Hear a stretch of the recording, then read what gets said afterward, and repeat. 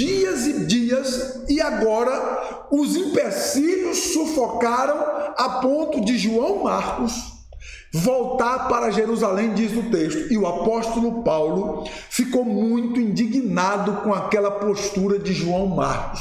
Presta bem atenção que os imprevistos aqui começam a acontecer entre eles. Quando os imprevistos começam a se avolumar, eles vão ganhando níveis diferentes e começam então a atingir aqueles homens que pareciam ser de fato muito companheiros um para com o outro, e agora já não podiam mais contar com um daqueles homens. João Marcos voltou para Jerusalém, né? Talvez Marcos tinha dado um surto emocional, é o que nós podemos pensar aqui. Quem sabe Marcos caiu em um surto emocional, de modo que ele não aguentou aquilo, né? Quem sabe faltou firmeza no João Marcos, na sua fé, por conta dos imprevistos, que a Bíblia não revela que imprevistos de fato era esse, mas eram coisas sérias a ponto dele desistir. E João Marcos também era um homem preparado, mas ele resolve desistir e voltar para Jerusalém, frustrado diante dos imprevistos que haviam acontecido. Presta bem atenção, os demais não desistiram, continuaram, mas João Marcos voltou. E quando você volta, meu irmão, de algo que Deus determinou que você faça, a frustração é ainda maior. Entenda uma coisa, quando você avança, quando você enfrenta o diabo, quando você enfrenta o inimigo, quando você avança, quando você continua a caminhada, os imprevistos, eles irão acontecer de fato, sim, mas Deus estará te dando vitória. Aleluia! A mão do Senhor estará estendida sobre a tua vida, e você lá na frente irá contar a vitória que Deus te deu, aleluia, para a honra e glória do nome do Senhor Jesus.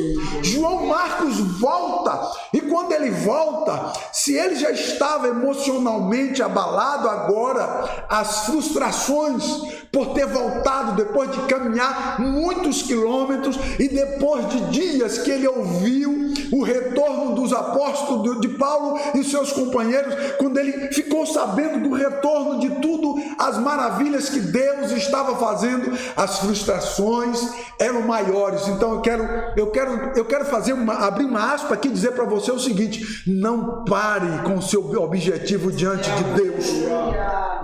Deus escolheu você para fazer algo especial, algo poderoso. Entenda, não pare diante dos obstáculos, e também não perca o equilíbrio, não perca o controle diante dos obstáculos, né? Porque esses homens aqui, eles perderam o controle e o equilíbrio, e João Marcos chegou a ponto de voltar. A Bíblia diz que houve ali uma discussão, Paulo ficou muito nervoso com aquilo, eles discutiram ali, né? Os imprevistos, eles servirão justamente para nos fazer desistir. Entenda isso.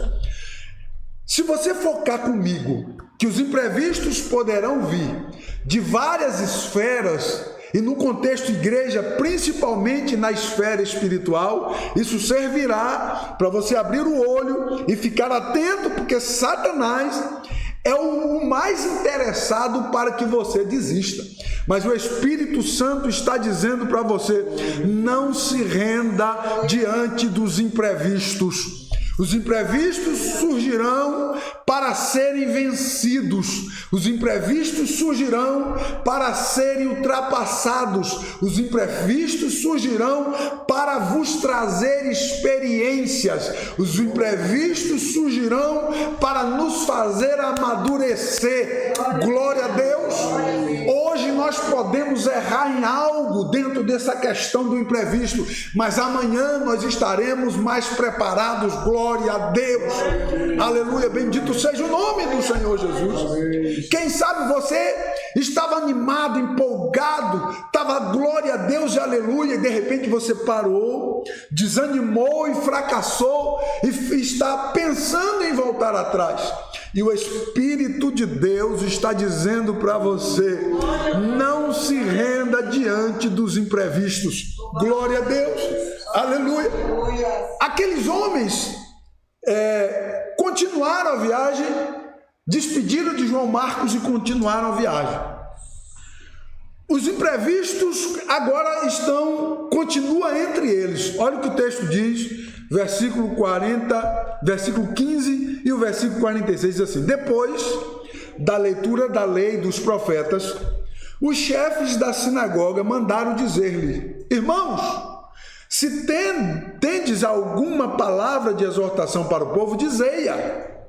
Então Paulo se levanta e começa a pregar o evangelho, ministrar a palavra e tal, com empolgação. Aí o versículo 46 traz a conclusão, dizendo assim: então Paulo e Barnabé, falando ousadamente, disseram: cumpria que a vós outros, em primeiro lugar, fosse pregada a palavra de Deus, mas posto que a rejeitais e a vós mesmos os julgais indignos da vida eterna, eis aí que nos volvemos para os gentios. Ou seja, nós iremos pregar para os gentios a partir de agora. Presta bem atenção aqui, que esse imprevisto aqui tem algo interessante.